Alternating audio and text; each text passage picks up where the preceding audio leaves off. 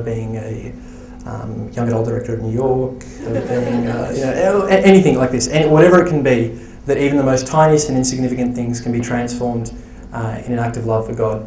And I really think that's something that we can take a hold of, especially today when some people really usually view only like kind of vocations or religious life as being the only really kind of holy things. Everything else is just kind of like normal. You've got a separation of religious stuff and then non-religious stuff. Whereas St. Jose Maria and many other saints, like all the saints taught the same thing. It's not like he invented anything new, but they all emphasise about how the little aspects of the day, the little aspects of work, whatever work we're doing, can be transformed into Christ. So I think he'd probably be my favourite saint. And then St. Paul, but he's a bit older. You were talking earlier about the whole abortion thing, and you've obviously done a bit of research on it yourself.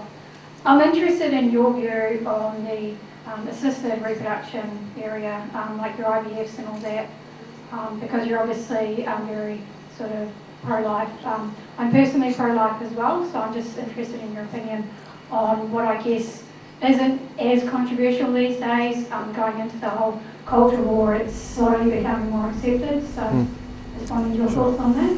Yeah, well, with regarding assisted reproductive technologies, I believe what the church believes, and that is that any technology or procedure that's designed to assist the married couple engage in their sexual act, the conjugal act themselves, in that mutual act of self-giving is completely fine.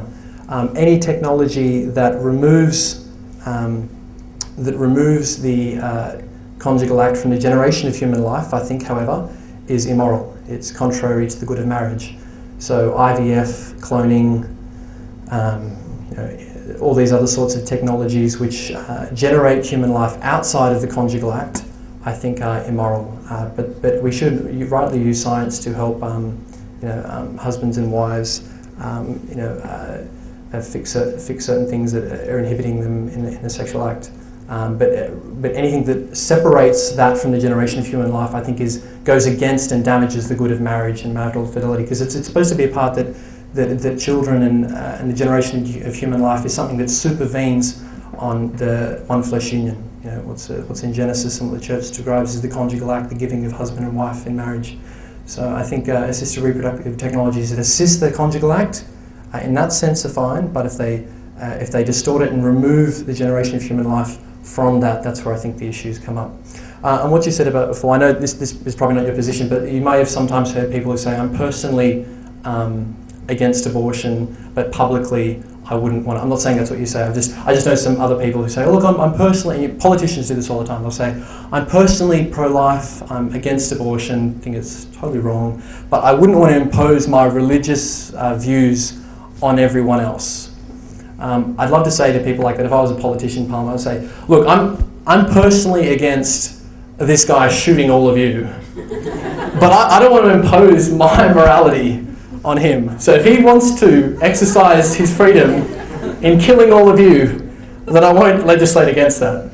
I mean, is it inherent in that sort of thinking is really that we don't actually think that is wrong, okay? Because if we thought that killing all the politicians in the room who disagree with us was wrong, then we wouldn't say, oh, well, I'm personally against it, but publicly I wouldn't want to stop him. No, you say, no, that's wrong, stop it. And that's the same thing with abortion. You can't be personally pro-life, but then publicly pro-choice. It's a complete contradiction. We really just don't believe abortion is wrong then. And that's what happens with Obama. He's the most extreme pro-choice president in the United States history, without a doubt. Anyone who's read his record can see this. He's got a complete 100% voting record from the National Abortion Rights Activist League in the States. 100% record. They love him. Hardly any people know that. Pro-Obama, yeah, he's pro-life. What the? I hear some people say that. I'm just like, have they read anything on this guy? Anyway. Yep.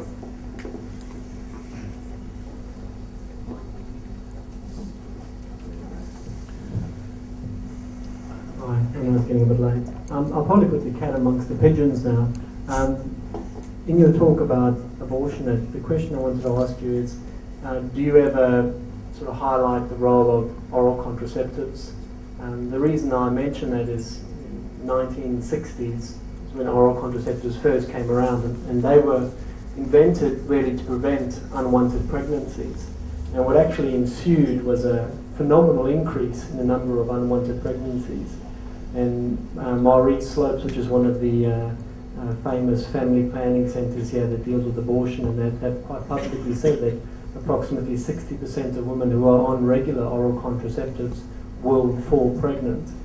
And there's an individual that I'm seeing at the moment who was taking oral contraceptive, religiously every day, had used a condom as well with her boyfriend and is pregnant and will probably have an abortion.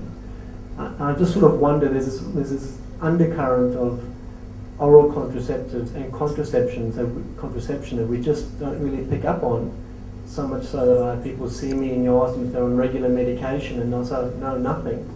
Oh, but I take this tablet every day that prevents me from falling pregnant. Is that something you sort of bring up in your, and we talk about the Great War, abortion, anti-abortion, pro-life, but I think there's this huge tsunami of contraception that we just sort of... Sure. No, that's right. There's a Pope Paul VI wrote a document, an encyclical, which is a letter that the Pope wrote in around the 1960s, just called Humane Vitae, on human life. And he said that contrary to popular opinion and opinion polls and regular thought, contraception would not reduce the number of abortions; it would increase the number of abortions. Now, a statement like that, kind of like secular people, science people will go, "Oh, that's just the dumbest thing I've ever heard." It's the same thing what everyone happened when the Pope said that condoms, don't solve the issue in Africa. Everyone was like, "Oh, you're an idiot. That doesn't make sense. Of course they solve the problem." But then you had people like a Harvard Law professor, Edward Green, who did a serious study on this, saying actually condoms actually increase a thing called risk compensation, where young people think that they're invincible by using condoms, and that actually promiscuity increases, therefore increasing the result, the likelihood of passing on or contracting an infection. So he's like someone this guy who wrote this, he did this study from Harvard, it has no idea about, has no perspective on the morality of condoms. He thinks they're great. He doesn't care about condoms. He's just saying from a scientific point of view, condoms don't work. Now, on the issue of abortion, I think there's a very good link between contraception and abortion.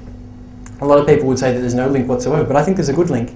Contraception, the word contraception, contra is Latin for against. Okay, it's against conception. So contraception is something that's to prevent conception. Duh, we all know that. But if you use a contraception, if people develop what you call a contraceptive mentality, a kind of use of just contraceptives, you begin to see life itself as something that should be prevented, okay? And usually take things like this as therapy or therapeutic benefits. However, if life comes about and you've been using contraception, life itself, the generation of human life, is almost seen as like an error of, the condom didn't work. Okay, so pregnancy is actually viewed as a negative after that. So this contraceptive mentality actually gets in people's minds that getting pregnant, didn't you use a condom? Or didn't you practice safe sex? Like something went wrong. So there's a direct link between people who use condoms and have abortions.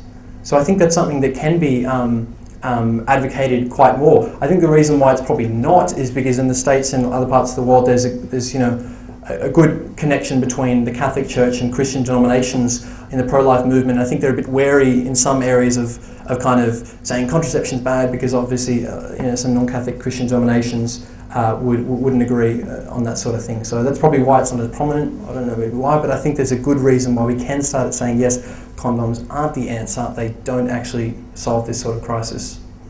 I think it's not only the sort of condoms, I think it's the actual chemical oral contraceptive itself.